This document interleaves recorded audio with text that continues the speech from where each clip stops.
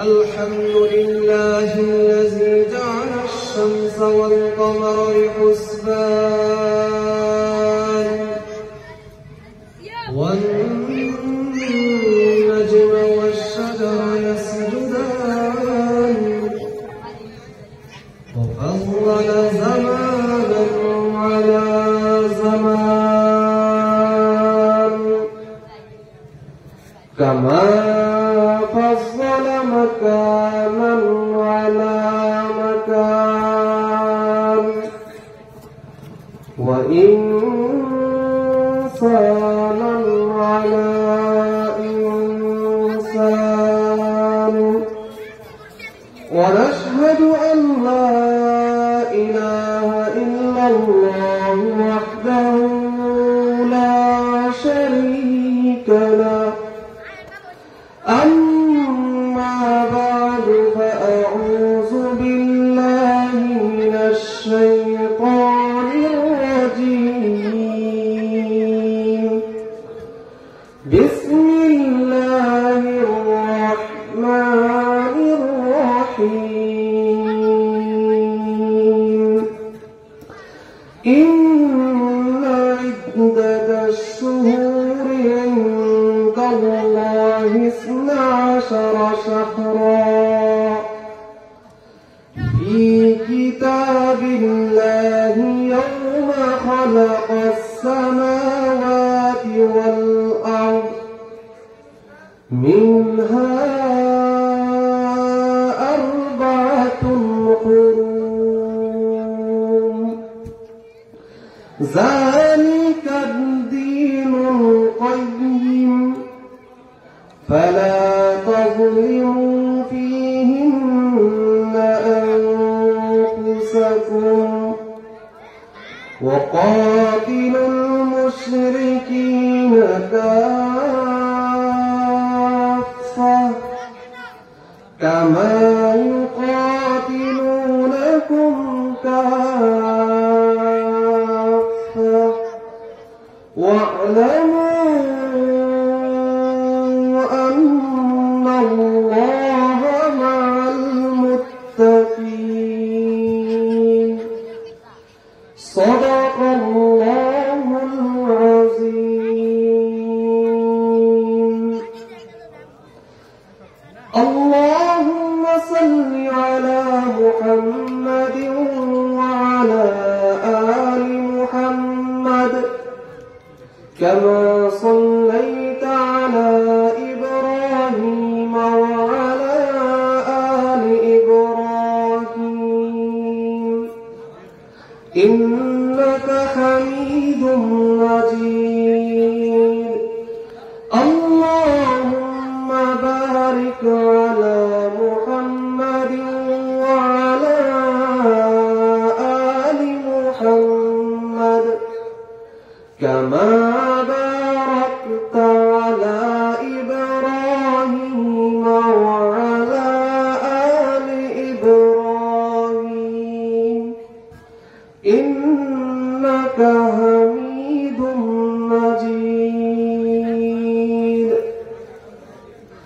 কাজীকান্দি ডাক্তারবাড়ি স্বতন্ত্র ইবতিদায়ী মাদ্রাসার ময়দানে এলাকাবাসীর উদ্যোগে 3 দিন ব্যাপী তাফসীরুল কুরআন মাহফিলের আজ দ্বিতীয় দিনের দ্বিতীয় অধিবেশনে উপস্থিত ইসলাম প্রিয় তাওহীদ জনতা ও পর্দার আড়ালে অবস্থানরত আমার দ্বীনী মা ও বোনেরা, আমরা সর্বপ্রথম সেই রব্বুল ইজ্জাতের দরবারে লাখ কোটি শুকরিয়া আদায় করব, যিনি আপনাকে আমাকে এই ফিতনা ফাসাদের যুগে পৃথিবীর এই ক্রান্তি লগ্নে দ্বীনি জলসায় উপস্থিত হয়ে কিছু কুরআন ও হাদিসের কথা বলা ও শোনার মতো তৌফিক এনায়েত করেছেন, দান করেছেন।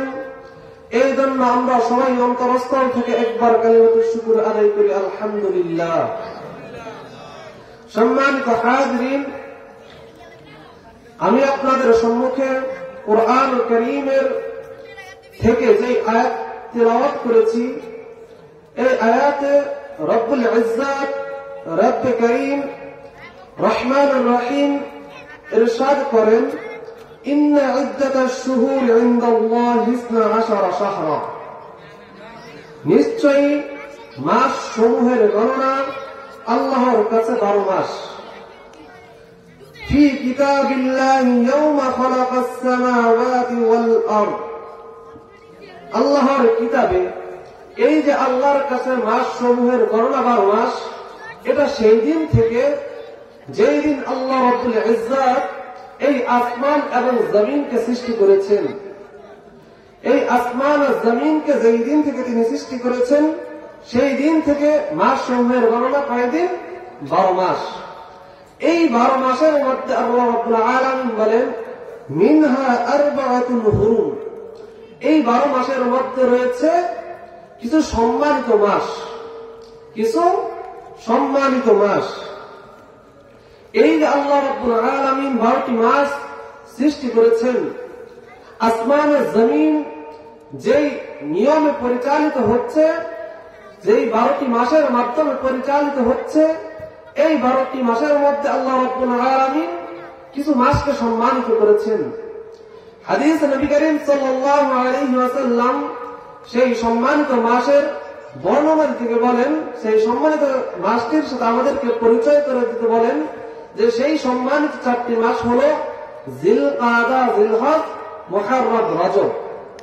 বর্তমানে চাঁদ অনুযায়ী, আরবি মাস অনুযায়ী যেই মাস চলছে এই মাসটির নাম হচ্ছে রজব মাস। তো আল্লাহ রাব্বুল ইজ্জত যেই মাসগুলোকে সম্মানিত করেছেন, কোরআনে যেই মাসগুলোকে সম্মানিত বলে ঘোষণা করেছেন, সেই সম্মানিত মাসের মধ্যে এই মাসটা অন্তর্ভুক্ত। তাফসীর ও মারিফুল কোরআনে আল্লামা শৌকী রাহিমাহুল্লাহ বলেন যে আরবি মাসের গণনা করা মুসলমানদের উপর ফরজে কিফায়া। যদি কোন জনবসতিতে কোন ব্যক্তি এই আরবি মাস সম্পর্কে যদি কোন এলাকাবাসী অজ্ঞ থাকে, তাহলে ওই এলাকাবাসীর উপরে আরবি মাস না জানার কারণে, আরবি গণনা না জানার কারণে ফরজে কিফায়া গুনাহ হয়। যদি কোন একজন এই আরবি মাসের হিসাব রাখে, তাহলে সমস্ত এলাকাবাসীর উপর এই ফরজে কিফায়ার আদায় হয়ে যায়। তা আরবি মাস গণনা করা, আরবি মাস সম্পর্কে জানা ফরজে কিফায়া শরীয়তে। আজ আমরা ইংলিশ মাস ভালোই জানি, অনেকে বাংলা মাস জানি, কিন্তু আরবি মাসের সম্পর্কে আমাদের ধারণা নাই। আরবি মাসের নামটুকু আমরা জানি না, নিজেকে মুসলিম বলে দাবি করছি, অথচ এই ইসলামে যে নিয়ম অনুযায়ী রাষ্ট্র চলে, যে মাসগুলোর অনুযায়ী আল্লাহ পৃথিবীতে পরিচালনা করছেন, সেই মাসের নাম সম্পর্কে আজ আমরা অবগত নই। তো আল্লাহ রাব্বুল ইজ্জত যেই মাসগুলোকে সম্মানিত করেছেন, এই তার মধ্যে একটি মাস হলো রজব মাস। যখন এই মাসটা আসতো, এই মাসে যখন আসতো, এই মাসটা যখন উপনীত হতো, রাসূলুল্লাহ সাল্লাল্লাহু আলাইহি ওয়াসাল্লাম যখন রজবের চাঁদ উদিত হতে দেখতেন, তখন তিনি একটি দোয়া বেশি বেশি করতেন, রব্বে কারীমের দরবারে একটি দোয়া বেশি বেশি করতেন। তিনি বলতেন আল্লাহুম্মা বারিক লানা ফি রজব ওয়া শাবান ওয়া বাল্লিগনা রমজান। ও আল্লাহ, আপনি আমাদের জন্য রজব এবং শাবান মাসকে বরকতময় করুন এবং আমাদের হায়াতকে দরাজ করে, আমাদের হায়াতকে বুলন্দ করে, আমাদের হায়াতকে রমজান পর্যন্ত পৌঁছে দিন।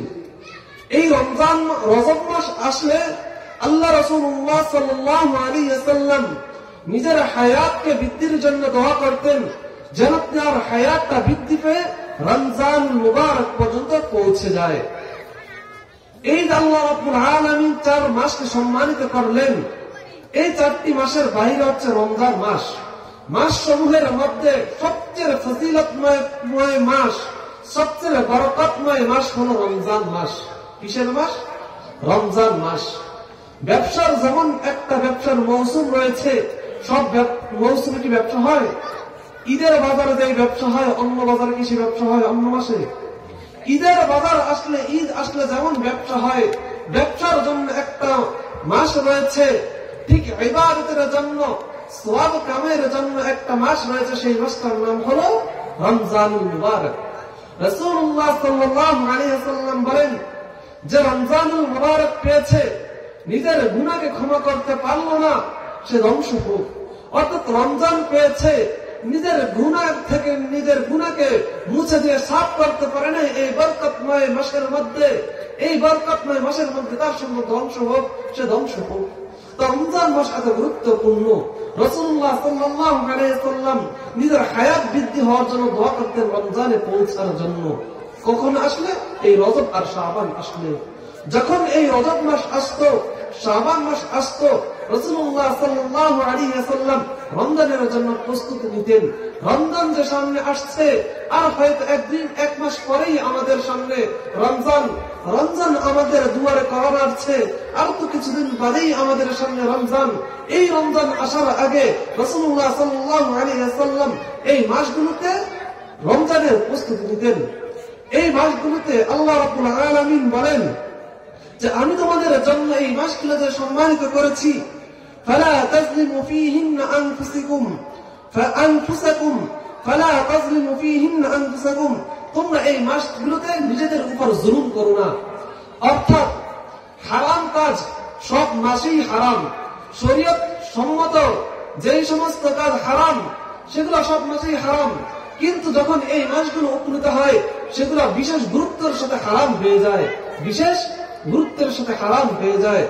তো আল্লাহ বলছেন যখন এই মাস উপনীত হয় তোমরা তোমাদের উপর জুলুম করো না, গুনাহ করে তোমরা তোমাদেরকে জাহান্নামে নিক্ষেপ করো না। এই 4টা মাস আসার কারণে নিজেকে পরিশুদ্ধ করো। যদি তোমরা নিজেদেরকে এই 4 মাসের গুনাহ থেকে বিরত রাখতে পারো, পরিশুদ্ধ করতে পারো, এই 4টা মাসে তুমি পরিশ্রম করলে, এই 4টা মাসে তুমি সাধনা করলে, এর বরকতে, এই সাধনার কারণে বাকি যে মাসগুলো রয়েছে, 8 মাস রয়েছে, তোমার জন্য সহজ হয়ে যাবে গুনাহ থেকে বাঁচার জন্য। এই জন্য আল্লাহ বলছেন এই মাসগুলোতে নিজের উপর জুলুম করো না, নিজের উপর জুলুম করো না, গুনাহ দ্বারা নিজেকে জর্জরিত করো না, নিজেকে গুনাহ থেকে সংবরণ রাখো, নিজে গুনাহ থেকে বিরত রাখো। আল্লাহ রাব্বুল আলামিন এই মাসগুলোকে বিশেষভাবে গুনাহ থেকে বাঁচার জন্য আমাদেরকে বলেছেন। তো এই মাস সম্মানিত মাস, এই সম্মানিত মাসের 27 তারিখে একটি ঐতিহাসিক ঘটনা সংঘটিত হয়েছিল। এমন এক ঐতিহাসিক ঘটনা সংঘটিত হয়েছিল যখন ঘটনাটা মক্কার মধ্যে প্রসিদ্ধি লাভ করতে শুরু করলো। মক্কার কাফের মুশরিকরা রাসূলুল্লাহ সাল্লাল্লাহু আলাইহি ওয়াসাল্লামকে মিথ্যা প্রমাণিত করার জন্য, রাসূলুল্লাহ ইসলামকে মিথ্যারোপ করার জন্য হযরতে আবু বকর রাদিয়াল্লাহু তাআলা আনহুর কাছে এসে বলল যে তোমার দোস্ত, তোমার হাবিব মুহাম্মদ তো এমন একটা ঘটনা বলছে যে এই রাতে তার সাথে একটি ঘটনা সংঘটিত হয়েছে যেটা আমাদের আকলে ধরে না। তখন হযরতে আবু বকর বললেন, যদি ঘটনা রাসূলুল্লাহ সাল্লাল্লাহু আলাইহি ওয়াসাল্লামের মুখ থেকে বের হয়, যদি রাসূল এই ঘটনাটা বলে থাকেন, তাহলে আমি আজ সাক্ষ্য দিচ্ছি তিনি সত্য বলছেন। তিনি রাসূল থেকে না শুনে কাফের মুশরিকদের থেকে যখন ঘটনাটা শুনলেন, যখন জানতে পারলেন যে ঘটনাটা রাসূল সাল্লাল্লাহু আলাইহি ওয়াসাল্লাম নিজে বর্ণনা করেছেন, এক মনে বিশ্বাস স্থাপন করেছেন। এই জন্য সেদিন থেকে তার লকব হয়েছে, তার উপাধি হয়েছে সিদ্দিক বলে। সেদিন থেকে কিয়ামত পর্যন্ত, কিয়ামতের পরও চিরদিনের জন্য তার লকব সিদ্দিক নামে ভূষিত হয়ে গেছে, তার লকব হয়ে গেছে সিদ্দিক। কতটা বিশ্বাস স্থাপন করেছেন রাসূলের কথার উপর। তিনি বলেছেন যে রাসূল যদি বলে থাকে তাহলে ঘটনা সত্য। কি সেই ঘটনা, কি সেই ঐতিহাসিক ঘটনা ঘটেছে এই সম্মানিত মাসে?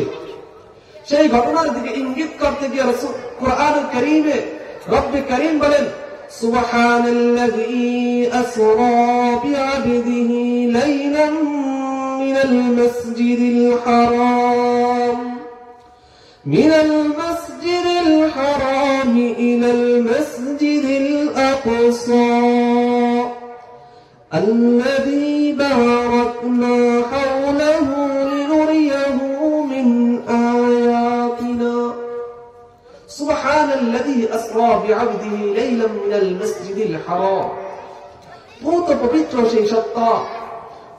সেই সত্তা যিনি তার বান্দাকে রাত্রকালীন ভ্রমণ করিয়েছেন মসজিদে হারাম থেকে মসজিদে আকসা। মসজিদে হারাম কোথায় অবস্থিত? সৌদি আরবে নাকি? আমরা যেই দিক ফিরে নামাজ পড়ি পাঁচ ওয়াক্ত যেই দিকে আমাদের কপালকে নত করি সেই দিকটা হলো কি পশ্চিম দিক, আর পশ্চিম দিকে কাবা অবস্থিত। কাবা কোথায়? মক্কা। আর বাইতুল মুকাদ্দাস কোথায় অবস্থিত? ফিলিস্তিনে অবস্থিত।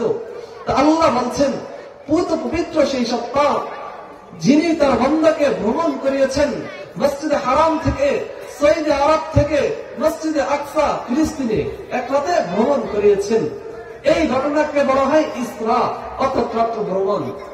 আবার এই মসজিদে আকসা থেকে ঊর্ধ্বলোক যে ভ্রমণ করিয়েছেন, আল্লাহ রাব্বুল আলামিনের আরশে আজিমে দাওয়াত দিয়েছেন, সেই ঘটনাকে বলা হয় মিরাজ। আমরা মিরাজ নামে প্রসিদ্ধ জানি।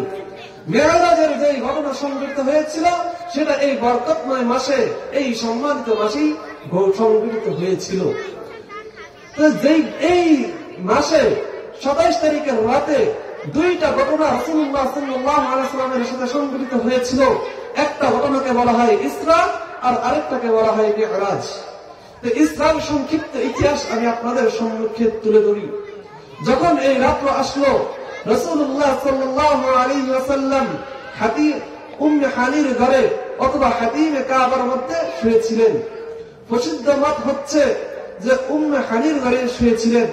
তো রাসূলুল্লাহ সাল্লাল্লাহু আলাইহি ওয়াসাল্লাম যখন উম্মে হানির ঘরে শুয়েছিলেন, রাত্র যখন গভীর হলো, হযরতে জিবরাইল আমিন হযরতে মিকাইল আলাইহিস সালাম তাশরীফ আনলেন রাসূলুল্লাহ সাল্লাল্লাহু আলাইহি ওয়াসাল্লামের কাছে। তারা তাশরীফ এনে রাসূলুল্লাহ সাল্লাল্লাহু আলাইহি ওয়াসাল্লামকে জাগ্রত করলেন। জাগ্রত করে জমজম কূপের পাশে রাসূলুল্লাহ সাল্লাল্লাহু আলাইহি ওয়াসাল্লামকে নিয়ে গেলেন। সেখানে নিয়ে রাসূলুল্লাহ সাল্লাল্লাহু আলাইহি ওয়াসাল্লামের একটা অপারেশন করলেন। সেটাকে বলা হয় শক্কে সদর, সিনা বিদীর্ণ করা। রাসূলুল্লাহ সাল্লাল্লাহু আলাইহি ওয়াসাল্লামের জীবনে 4 বার সিনা বিদীর্ণ হয়েছে। 4 বারের প্রথমবার হয়েছিল যখন তিনি দুধমা হযরতে হালিমাতুস সাদিয়া রাদিয়াল্লাহু তাআলা আনহার ঘরে ছিলেন। সেই সময় 4 বছর বয়সে একবার সিনা চাক হয়েছিল। যখন দ্বিতীয়বার যখন যৌবনে পদার্পণ করেছিলেন তখন একবার হয়েছিল।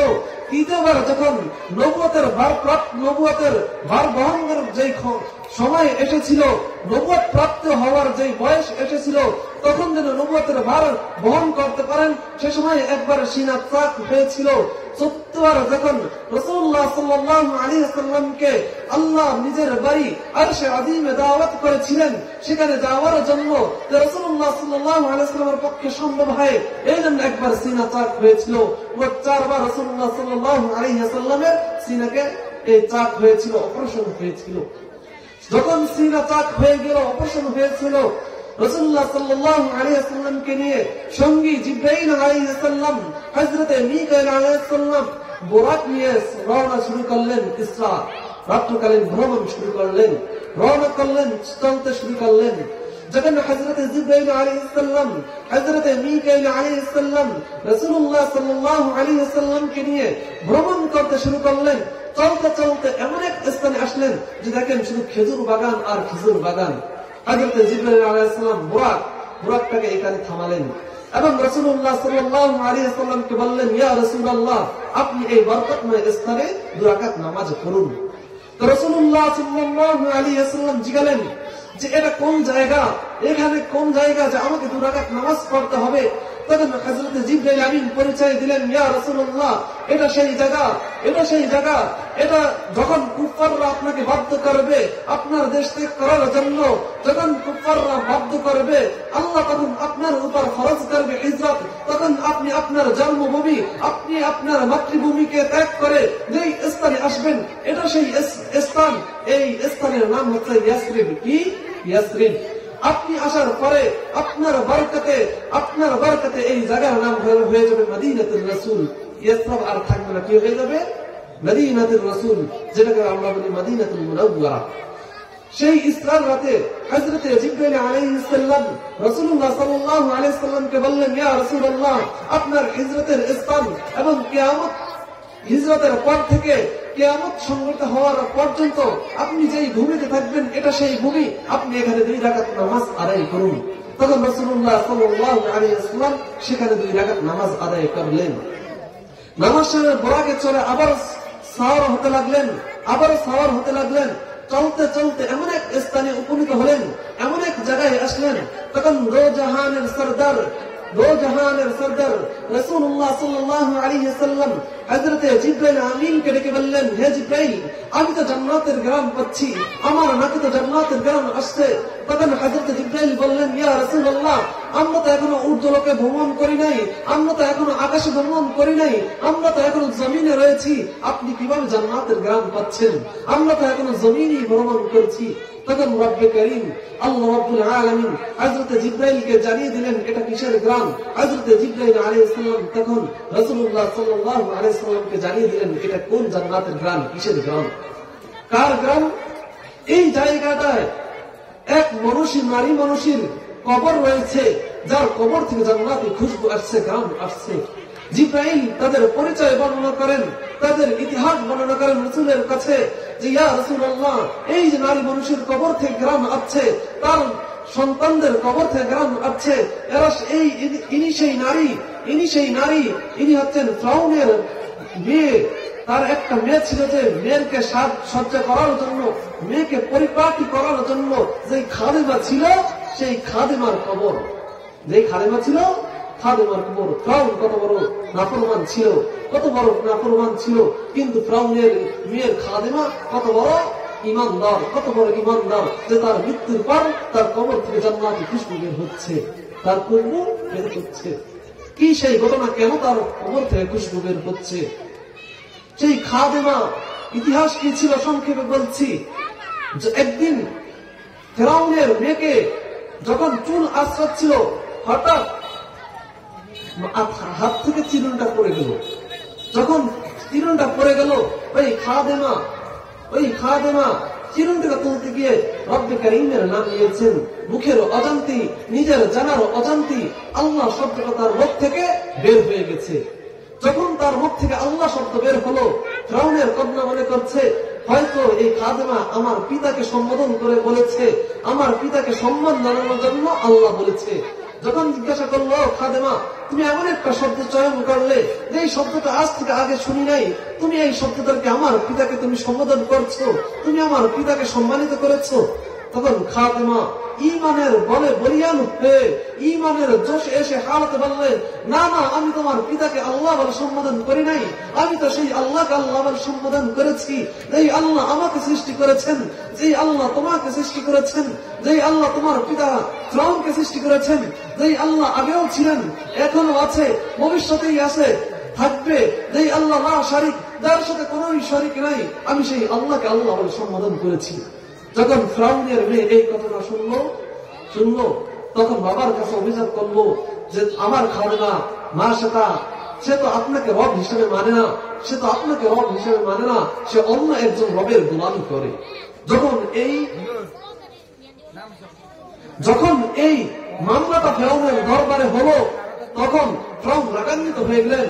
ওই খাদেমা মাশাআল্লাহ ডাক দিয়ে আনলেন রাজ দরবারে, তার বিচার হবে, সে কোন রবের আমার ইবাদত করে।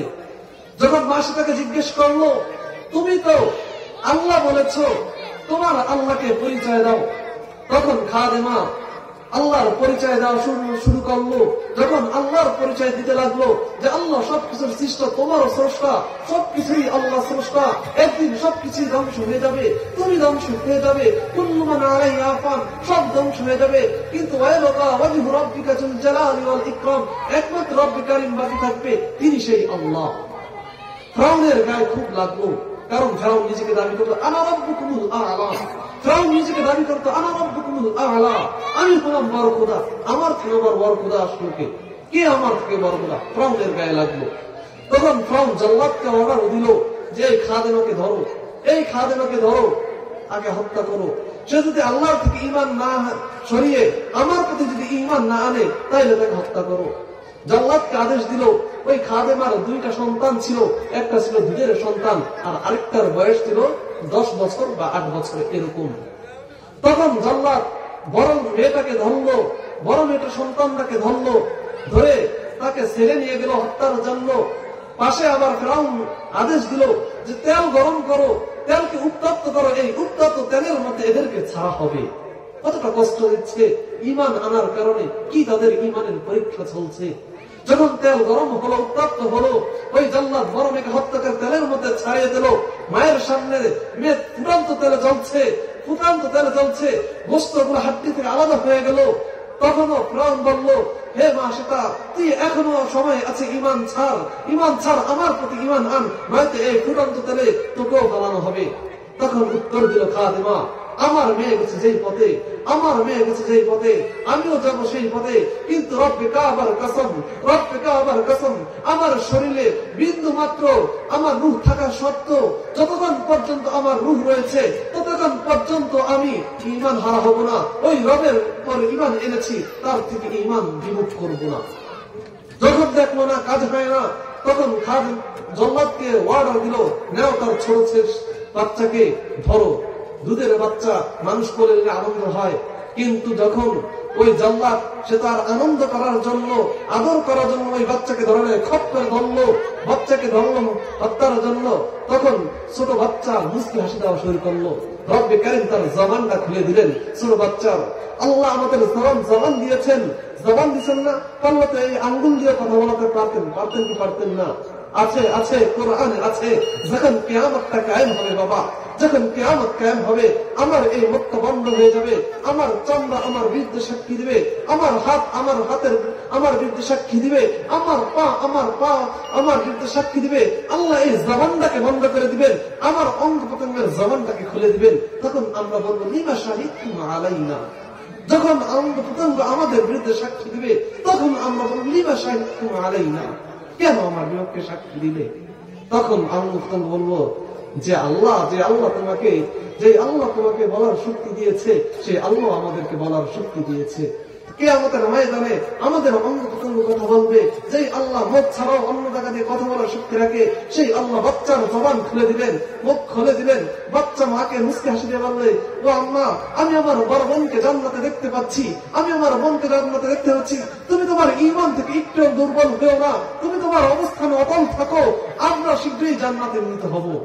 যখন বাচ্চা এই বক্তৃতা দিল, বাচ্চাকে তারা জবাই করে দিল, ফুটন্ত তেলে ছেড়ে দিল, বাচ্চাও ফুটন্ত তেলে পরে তার গোশত আড্ডি আলাদা হয়ে গেল। তখন মা সেটা বললো, একটা ওসিয়াত করলো ফেরাউনের দরবারে, যে তুমি আমাদেরকে হত্যা করতে পারো, আমাদেরকে ফুটন্ত তেলে ফেলতে পারো, কিন্তু শুনে রাখো, যখন আমরা একাকার হয়ে যাব, তখন আমাদের হাড্ডিগুলো কোথাও ফেলে দিও না, বরং আমার এই হাড্ডিগুলোকে এক জায়গায় কবর দিয়ে দিও। কোথায়? কবর দিয়ে দিও। তখন প্রাণ বলল, আচ্ছা, তোমার শেষ ওসিয়ত রাখা হবে। ঈমান আনার কারণে, শুধুমাত্র এক আল্লাহর প্রতি ঈমান আনার কারণে এই মাসে তার দুই বাচ্চাকে হত্যা করা হয়েছে, তাকে হত্যা করা হয়েছে। ঠিক আজকেও এই মানুষ ঈমান আনার কারণে, আমার ভাই বোনরা ঈমান আনার কারণে তাদের উপর নির্যাতন চালানো হচ্ছে। কি দোষ আছে ফিলিস্তিনের ভাইদের? কি দোষ আছে? তারা কি কোথাও ডাকাতি করেছে, চুরি করেছে, রাজধানী করেছে? না, না, তাদের কোনো দোষ নাই, তাদের কোনো দোষ নেই। তাদের দোষ একটাই দোষ, যে তারা রবের উপর ঈমান এনেছে, তারা সাক্ষী দিয়েছে আমার রব একজন, আমার রব একজন, আমার স্রষ্টা একজন, আমার ইবাদতের উপযোগী একজন, সেই একজন হলো আল্লাহ। এই কেন তারা এই সাক্ষী দিল? এই ইসরায়েল বর্বর বাহিনী তাদের উপর রকেট লঞ্চার নিক্ষেপ করছে, এই হেলিকপ্টার দিয়ে বোমা বিক্ষেপ করছে, তাদের উপর মিলিয়ন মিলিয়ন বোমা মারাচ্ছে। ওই আমেরিকা মিলিয়ন মিলিয়ন ডলার ব্যয় করছে এই ফিলিস্তিনের মা বোনদেরকে শহীদ করার জন্য। তাদের দোষ একটা, তারা কেন আনলো? মিলিয়ন মিলিয়ন ডলার আমেরিকা খরচ করলো ফিলিস্তিনের দরবারে জ্বালানোর জন্য। আল্লাহ কি বসে রয়েছে? আল্লাহ বসে রয় নাই। আল্লাহ কোরআনে জানিস, আর তোরা চক্রান্ত করস, আর আমি আল্লাহ কৌশল অবলম্বন করি। দেখেন আল্লাহর কৌশলটা কেমন, আল্লাহর কৌশলটা কেমন। এই ক্যালিফোর্নিয়া আমেরিকার ধনাত্ম একটা অঞ্চল, কি নাম? ক্যালিফোর্নিয়া। ধনাত্মদের রাজত্ব, সেখানে কোন গরিবের ঠাঁই নাই। ক্যালিফোর্নিয়া সমস্ত ধনাত্ম ব্যক্তিরা, সমস্ত অর্থের মালিকরা সেখানে বসবাস করে। কিন্তু রব্বে কারীম তার দেখাই দিচ্ছেন কোন মিলিয়ন টাকা ব্যয় করেন নাই, হাজারে সৈনিক প্রেরণ করে নেই, একটা সৈনিক প্রেরণ করে দিয়েছেন, আগুন নামে একটা সৈনিক প্রেরণ করেছেন, আর 7 দিন ধরে জ্বলতেই আছে, জ্বলতে 1000 কিলোমিটার জ্বালাই দিচ্ছে। ওরা ফিলিস্তিনে জ্বালাচ্ছে, মিলিয়ন টাকা খরচ করে আমার মুসলমানদেরকে মারছে। আল্লাহ জানিয়ে দিচ্ছেন, আর তোরা চক্রান্ত করস, আর আমি কৌশল অবলম্বন করি, দেখ আমার কৌশল কেমন, আমিও বাহিনী প্রেরণ করে দিলাম, আমিও বাহিনী প্রেরণ করে দিলাম, আমার আগুন বাহিনীর তুই ঠেকা, পারলে ঠেকা, আর 7 দিন যাবে, কিন্তু থামাইতে পারছে না। আল্লাহর মায়ের সীমানার বাইরে, আল্লাহর মায়ের সীমানার বাইরে। এই মাসে তাকে ইমান আনার কারণে ওই ফিরআউন তাকে হত্যা করে ফুটতে তেলে রেখে দিল। যখন তাদেরকে কবরস্থ করা হলো, সেই কবর থেকে জান্নাতের ঘ্রাণ আসছে। রাসূলুল্লাহ সাল্লাল্লাহু আলাইহি ওয়াসাল্লাম ইসরার রাতে সেই কবর থেকে জান্নাত ঘ্রাণ পেয়েছেন। ঈমানের অবস্থায় মৃত্যুবরণের কারণে, ঈমানের উপর অটল থাকার কারণে রব্বে কারীম তাদের প্রাপ্য স্থান জান্নাত তাদেরকে দিয়েছেন। রব্বে কারীম তাদের প্রাপ্য স্থান জান্নাত তাদেরকে দিয়েছেন। আজ আমরা যদি ঈমানের হালাতে থাকতে পারি, ঈমানের উপর যদি মরতে পারি, আল্লাহ রব্বে কারীমের কসম, হয়তো আমার আপনার একদিন মরণ হবে, আমরা এই দুনিয়া থেকে চলে যাব, কিন্তু আমাদের ঠিকানা হবে কোথায়? চিরস্থায়ী জান্নাত। শর্ত হলো ঈমানের উপর মরা। কিসের উপর মরা? ঈমানের উপর মরা। কুফার যতই চোখ রাঙাক না কেন, কুফার যতই ভয়ভীতি দেখাক না কেন, যত উচ্চ করাই কথা বলুক না কেন, কখনো নিজের ঈমানকে হরণ করা যাবে না, কখনো নিজের ঈমান থেকে সরে যাওয়া যাবে না। ঠিক কি ঠিক না?